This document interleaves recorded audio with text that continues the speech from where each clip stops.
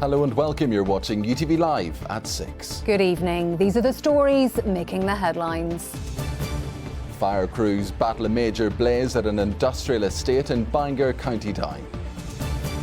Apologies from Department of Health and South Eastern Trust after a woman in her 90s waits more than 36 hours on an ambulance and a further 9 outside the Ulster Hospital. This is not getting any better, it's getting worse and it's coming fast up behind us. Lives are going to be lost. My aunt has lost the last year, really, the quality of her life. And the family of a young Ballymena woman killed in 2023 says strike action likely to delay her murder trial adds to their agony. Also tonight, the unexpected visitors who swam inland to join these rowers up close on Strangford Loch. And after a cold start to the weekend, this gives us a hint there's quite the weather change on the way for Sunday. I'll have your weekend forecast later in the programme.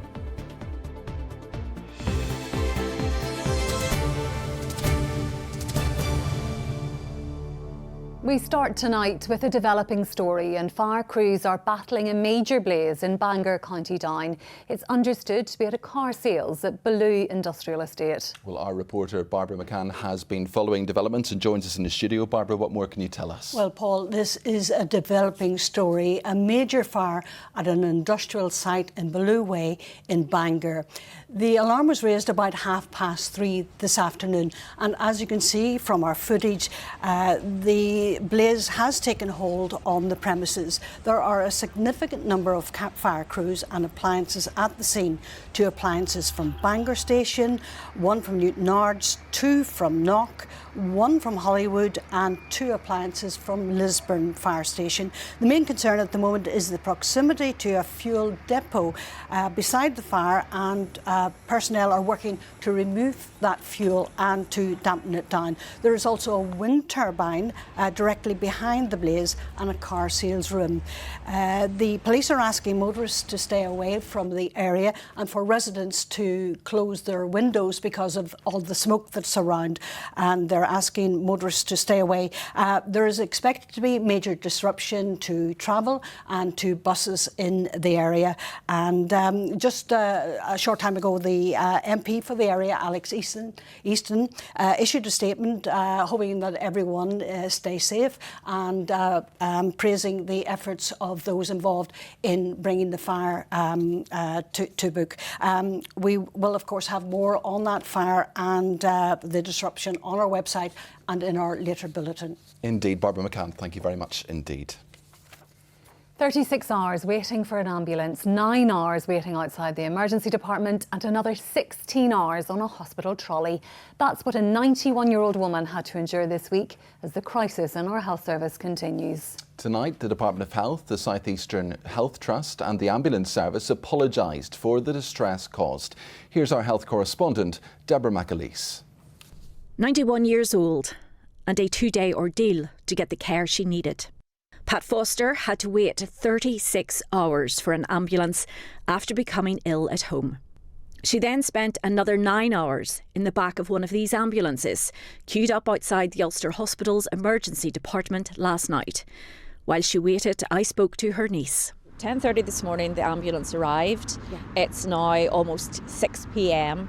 and she's still outside the Ulster Hospital. She needs to be tended to, so a doctor did come out and has said he is going to try and expedite a trolley for her as soon as it becomes available. And how many more ambulances are setting up outside the Ulster? About 11 in that small bay at the moment. God knows when they're going to get in.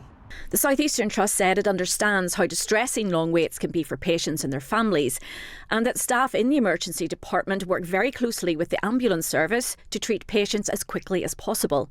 The Trust added that regrettably demand for care in hospitals continues to outstrip current capacity. These pressures continue to cause difficulties for all health trusts here, and that is something that Pat has experienced several times over the past year. She'd previously broke a hip and we waited 11 hours for that ambulance. We've waited maybe 20, 21 hours as well before. She was a Cat 2 call on her last call and that ambulance took 11 hours as well.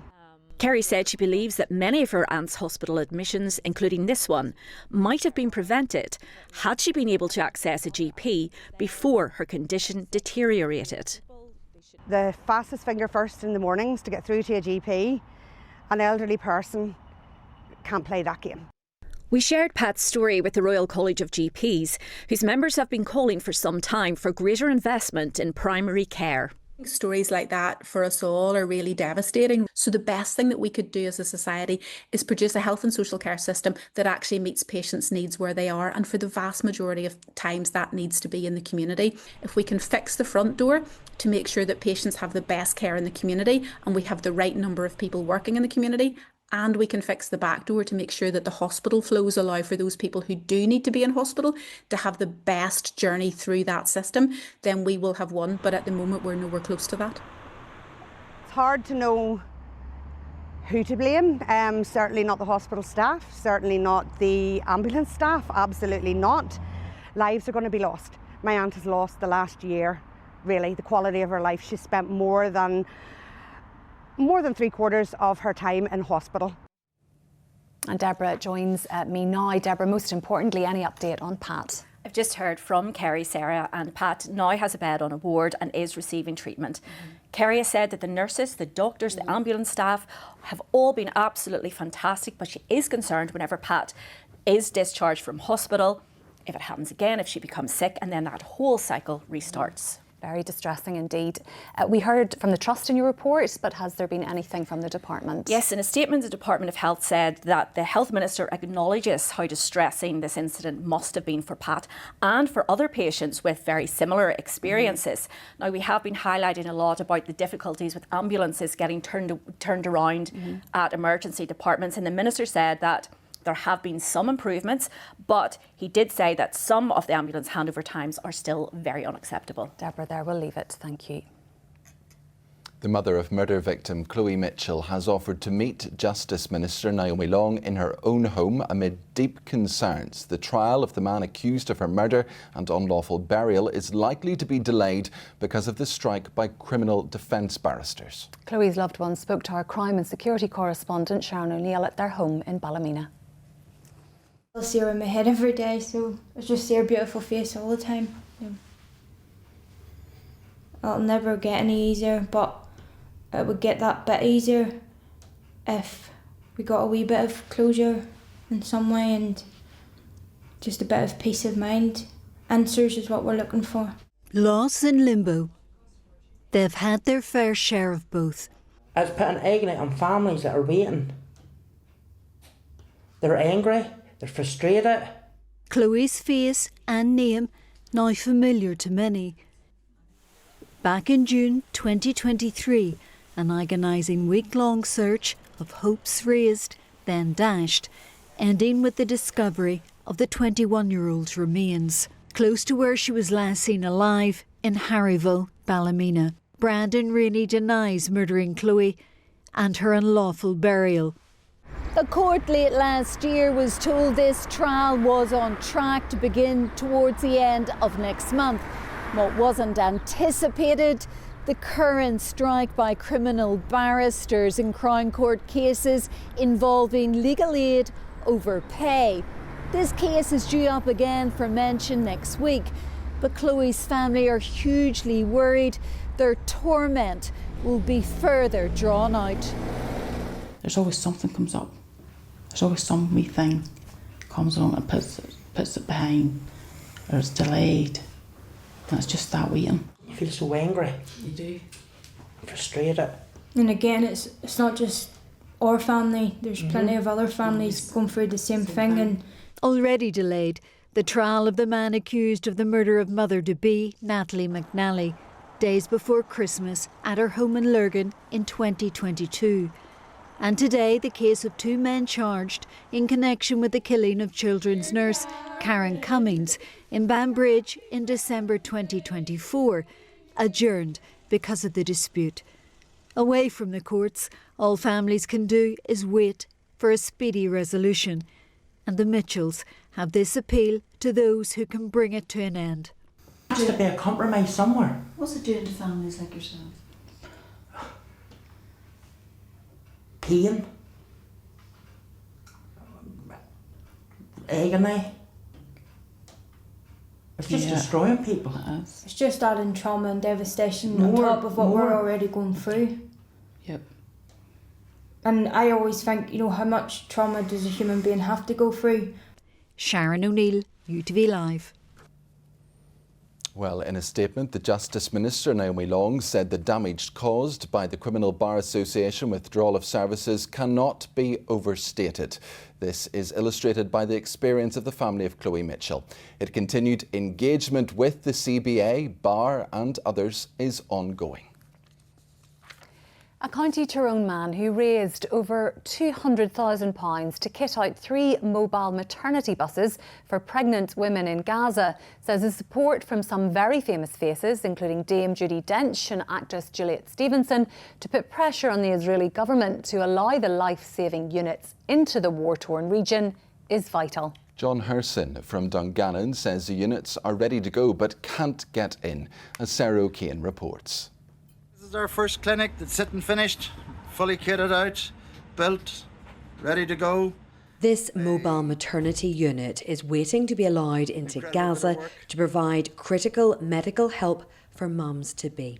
John Herson from Dungannon raised £225,000 so 3 brand new minibuses could be transformed into safe delivery rooms. Right now you're looking at an average of somewhere in 130 births per day. A large number of them births are in horrendous conditions. You know, there's women having given birth without any anaesthetics for C-sections, and you know, the conditions in tents and even in hospital corridors.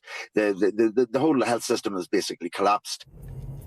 100 famous faces have now signed a letter urging the Israeli government to let the life-saving units in. They're currently parked up in Cairo. Well, you've got Judi Dench, you've got Annie Lennox, Saran Jones, it's just a complete who's who. Joanna Lumley as well is there. But it's fantastic. There's 100 names there just already of throughout the world of entertainment and arts and music, and it's having their support has just meant a lot. One of those well-known faces backing the campaign is Juliet Stevenson. I mean, the situation for mothers in Gaza is horrific. You know, they've had 2.25 years now of bombardment. The entire infrastructure in Gaza has been destroyed. Israel has now banned 37 aid organisations from functioning in Gaza, including Oxfam, Save the Children, Doctors Without Borders.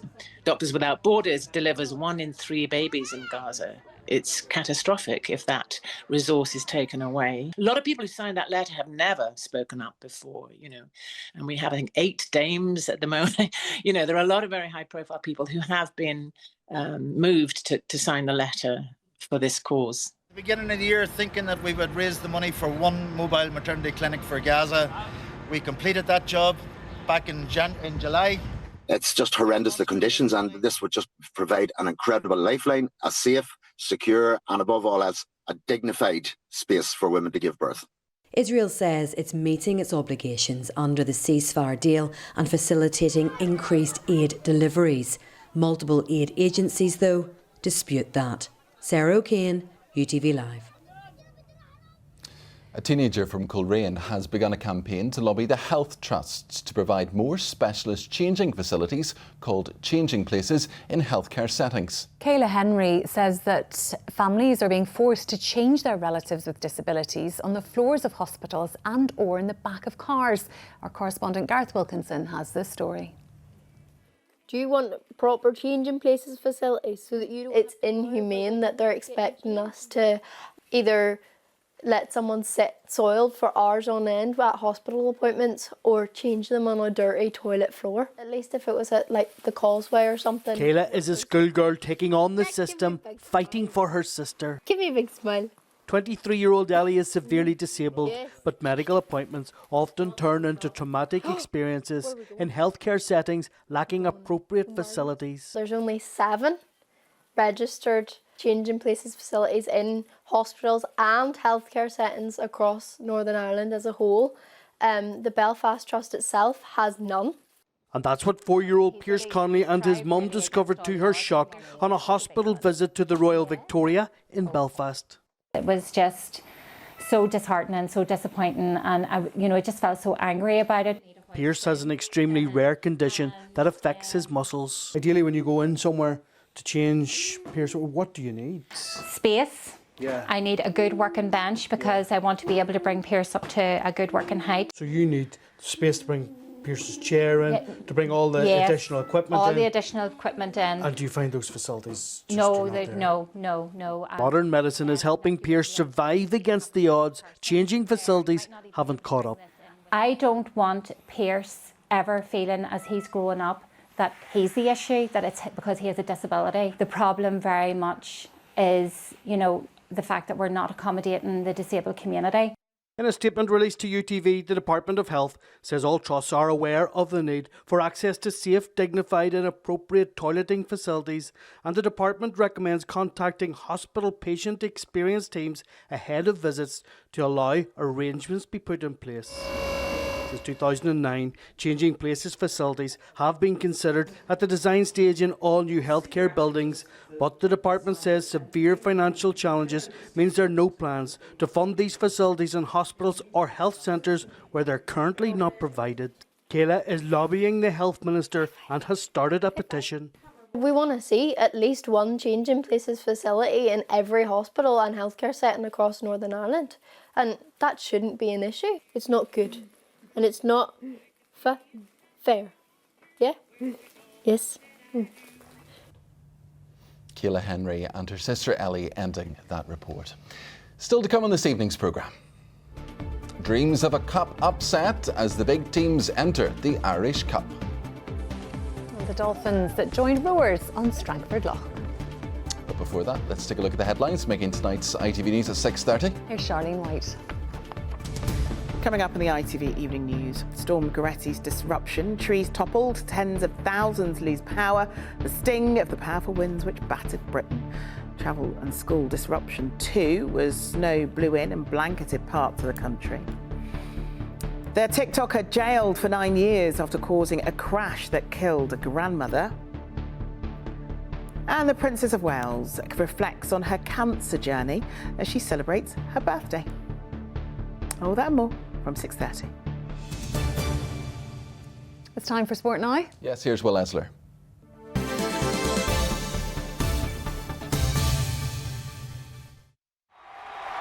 The game is heating up. John Mulholland Motors, sponsors of UTV Sport. Good evening. Well, it's a special weekend in the local football calendar as the Premiership and Championship clubs enter the Irish Cup and the smaller sides dream of a giant killing. After battling through 4 rounds, Strabane Athletic fans will flock to Melvin Park tomorrow lunchtime, hoping to see a major cup upset after they were paired with 23-time winners Glentoran. There's always one, as they say. But no, look, we're under no illusions. It's going to be really difficult, but we'll give a good account of ourselves and we'll see what happens. It'll be an unusual one for the Glens coming down in the bottom housing estate where they placed their band. So no, one would be a good special occasion for everyone involved. Only once in the last 14 years has the Irish Cup been retained, and Dungannon Swiss begin their defence against Ards. All the teams in the league are progressing. They're all getting better. You look at how much Coleraine have strengthened. You look at how much Larne have strengthened. There's a lot of good teams in the league now. So for you to win the Irish Cup, you have to beat some very, very good teams, and that becomes very difficult. But that's the challenge. The 5th round action gets underway tonight with an all top flight tie between Coleraine and Crusaders. An extremely difficult draw, tough draw for both clubs, I think. At this stage, you'd have liked to avoid each other, but we've an awful lot of respect for Crusaders. You can look at it both ways. You can ease yourselves into the competition, hope some get put out, or you can go and whatever's in front of you, you have to beat them to get to the final. Local pride is up for grabs at the showground as Larne look to avenge defeat in the League Cup when they travel over Shane's Hill to face Ballymena. We know it's a tough ask. We've obviously been there recently. We know how difficult a place it is to go, and with the management changing that there, I imagine that's going to have an impact too. So it's a big day out. I'm sure our fans will go over in their numbers over Shane's Hill, and we'll go there to try and get ourselves in the next round of the Cup.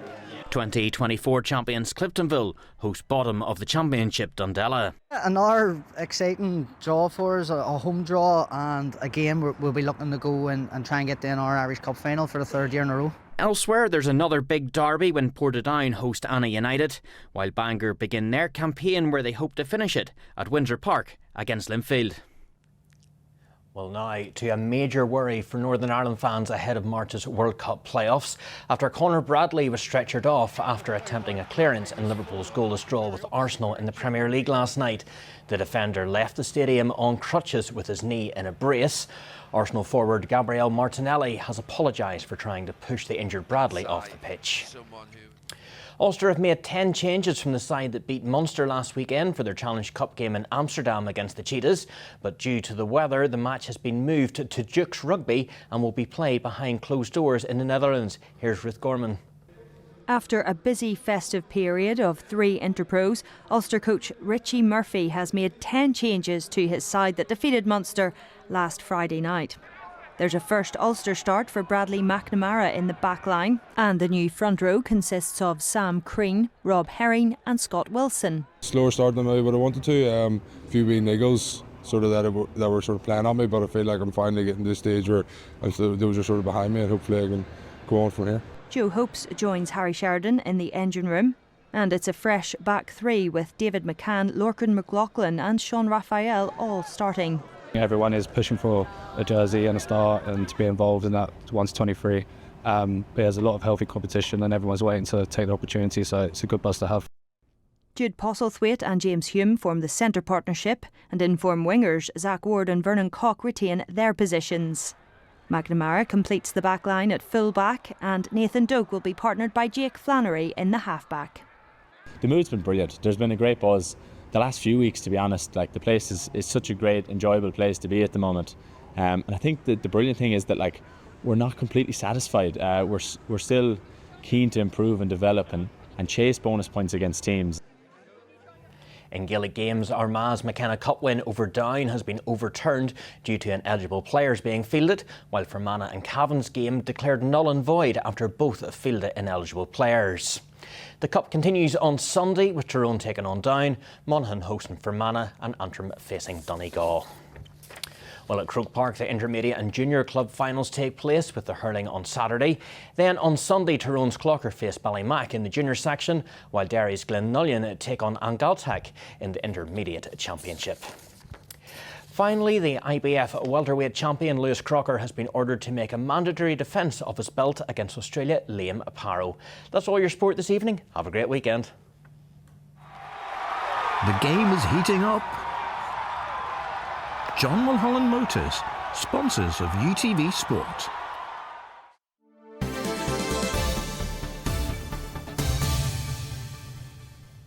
Thanks, Will. Now, Strangford Loch is known for its beauty and tranquility, but some rowers had a lively experience on the water as they were joined by 2 dolphins. Yes, they're usually seen in the narrow waters, so it's unusual for the mammals to appear in the loch. Daniel Duffy has been finding out more.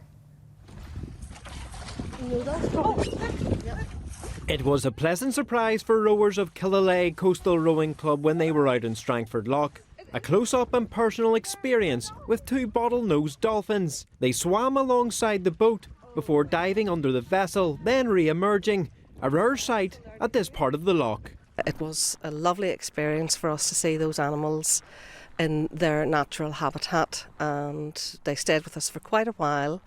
We came in and another crew took the boat out, and they also were able to watch the dolphins for a period of time. I hope to see them again, but we don't go looking for the dolphins. They just come to us. Dolphins have been spotted in the area before. Experts say it is very important for the public to report sightings of these mammals if they see them. It is an unusual place to see dolphins. Certainly, occasionally we will see porpoises and dolphins up by the Narrows area, up by Port Ferry. It's an important area. Occasionally these animals, porpoises, dolphins and even larger, will go inside the Narrows into the wider Strangford Loch area. And that's why, we would always ask members of the public, if you're fortunate enough to see these animals. Even though the species may be relatively common, it's common species in an unusual situation. So the next time you're on the banks of Strangford Loch, keep your eyes peeled. You might just spot County Down's very own flipper and fungi. Daniel Duffy, UTV Live in Killaloe. Will do. There's yet another weather warning in place for snow and ice. Great. Nick Miller has the forecast. After a cold start, temperatures are expected to rise. UTV weather, sponsored by the Grand Irona R290 heat pump. Hello, we have a continuation of the cold weather into at least the start of the weekend. Cold and icy to begin the day tomorrow. By Sunday, rain moving in, and this system heralds a change to much milder weather coming our way. Goretti moving away, a ridge of high pressure, mainly dry, though still a few wintry showers around to start the weekend. And then by Sunday, wetter for all of us, rain perhaps preceded briefly by a bit of hill snow, though most of us will see rain, and a strengthening and milder southerly wind. So the same period, taking a look at the air mass chart here, we're in the blue, the cold, but notice the warmer colours arriving on Sunday. By Monday morning, I think heading out the door, we will all notice it feeling much milder out there. For now, though, very much in the cold. A widespread frost taking hold this evening, and some showers moving in overnight with a risk of ice, rain, sleet, some snow to higher ground above, say, 200 metres, maybe a few centimetres settling here and there, and some freezing fog patches around as well. So Met Office yellow warning into the night and morning with a chance for snow showers, icy patches and the freezing fog. Only slowly clearing tomorrow. Any early showers will fade away. Best chance of any sunshine away from where you start the day with fog. Most with a dry afternoon at around 3 to 5 degrees Celsius and just a very light wind. Now, taking a look across the rest of Ireland, a mostly dry start to the weekend as well, though cloud increasing in the west with rain moving in during the evening. It's that rain that will spread to all of us through the night and into Sunday. A wetter and windier day on Sunday, but look at the temperatures. This is the return to much milder weather. UTV weather, sponsored by the Grand Irona R290 heat pump. OK, a quick recap on our top story and that fire at Balloon Industrial Estate in Bangor. These drone images were captured moments after the blaze took hold. Firefighters remain at the scene this evening with traffic in the area being impacted and areas nearby closed off. We will of course have more on our late news and online. Before we go, remember UTV Life is on at 7 this evening. Charlene's next with the ITV News. From Paul and me and everyone in the team, good evening. Good evening.